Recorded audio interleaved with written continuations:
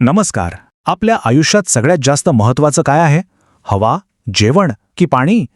आपण रोज पाणी पितो, वापरतो, पण कधी विचार केलाय का की हे साधंसं दिसणारं पाणी आपल्या घरापर्यंत पोचतं तरी कसं? चला, आज आपण मिळून पाण्याच्याच या अद्भुत प्रवासाची गोष्ट जाणून घेऊया. कधी विचार केलाय का की आपल्या नळातून येणारं स्वच्छ पाणी नक्की येतं कुठून? आपल्याला वाटतं थेट नदीतून किंवा धरणातून येत असेल, बरोबर? पण तसं नाहीये. त्याचा प्रवास त्यापेक्षा खूपच रंजक आणि महत्त्वाचा आहे. चला तर मग पाण्याच्या या प्रवासाचं रहस्य उलगडूया आणि याची सुरुवात एका अगदी सोप्या प्रश्नाने करूया. पाणी खरंच स्वच्छ असतं की अस्वच्छ? इथे बघा, फरक अगदी डोळ्यासमोर आहे. डावीकडे आहे स्वच्छ नितळ पाणी आणि उजवीकडे, अरे देवा, हे पाणी किती घाण आणि गढूळ दिसतंय. यात तर सगळा कचरा, घाण भरलेली आहे.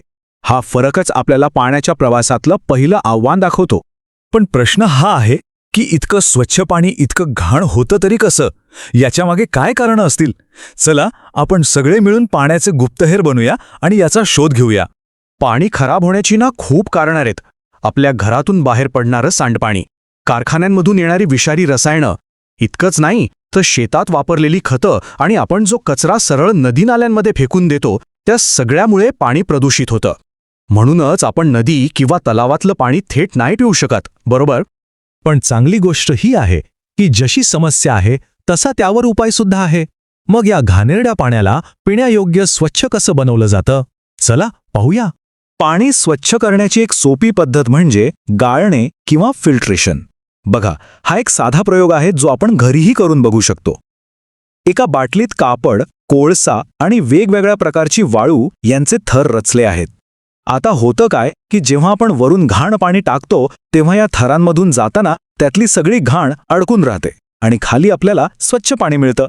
आहे की नाही गंमत?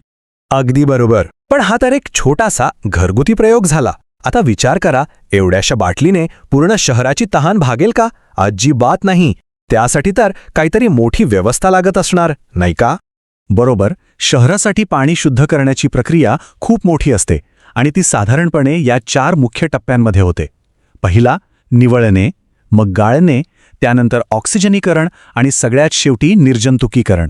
चला, हे 4ही टप्पे एक एक करून समजून घेऊया.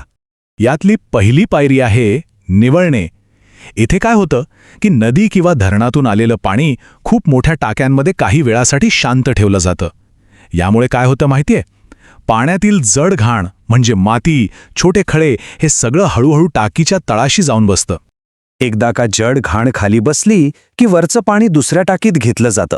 ही आहे आपली दुसरी पायरी, गाळणे.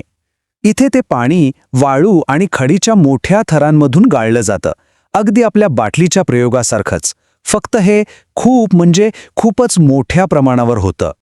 तिसरी पायरी आहे ऑक्सिजनीकरण. यात पंपाच्या मदतीने पाण्यात हवा मिसळली जाते. यामुळे पाण्याला एक प्रकारचा ताजेपणा येतो. पण तुम्ही म्हणाल, हवेने पाणी स्वच्छ कसं होणार? तर हवेतील जो ऑक्सिजन असतो ना, तो पाण्यातल्या अनेक हानिकारक सूक्ष्मजंतूंना वाढू देत नाही आणि त्यांना मारून टाकतो. आणि आता येते सगळ्यात शेवटची आणि सगळ्यात महत्त्वाची पायरी, निर्जंतुकीकरण. या टप्प्यात पाण्यात क्लोरीन वायू मिसळला जातो.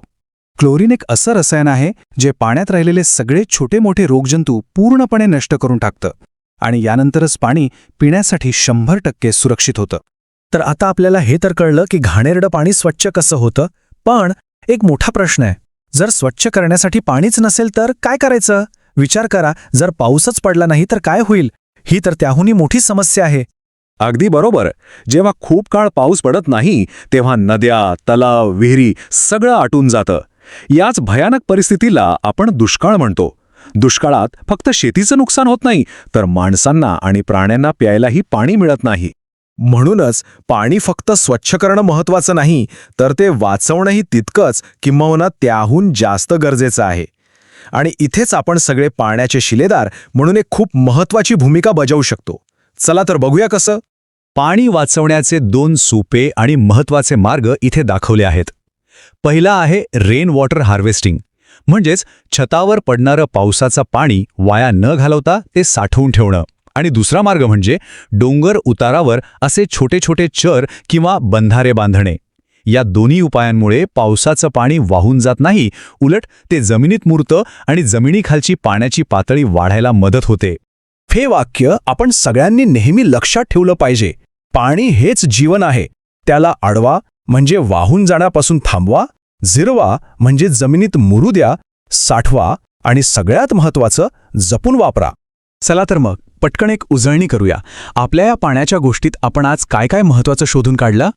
तर आज आपण पाहिलं की पाणी कशामुळे घाण होतं, ते शहरासाठी कसं स्वच्छ केलं जातं, दुष्काळ म्हणजे काय आणि सगळ्यात महत्त्वाचं म्हणजे पाणी वाचवणं का गरजेचं आहे. आणि आता आपल्याला हेही पक्क माहीत आहे की पाणी शुद्धीकरणातली शेवटची आणि निर्णायक पायरी आहे निर्जंतुकीकरण, ज्यात क्लोरीन वापरून पाणी पूर्णपणे पिण्यायोग्य आणि सुरक्षित बनवलं जातं. तर जाता जाता एक महत्त्वाचा प्रश्न सगळ्यांसाठी, पाणी वाचवण्यासाठी अशी कोणती एक सोपी सवय आहे जी आपण आजपासून आत्तापासूनच सुरू करू शकतो? यावर नक्की विचार करा, कारण पाण्याचा प्रत्येक थेंब महत्त्वाचा आहे.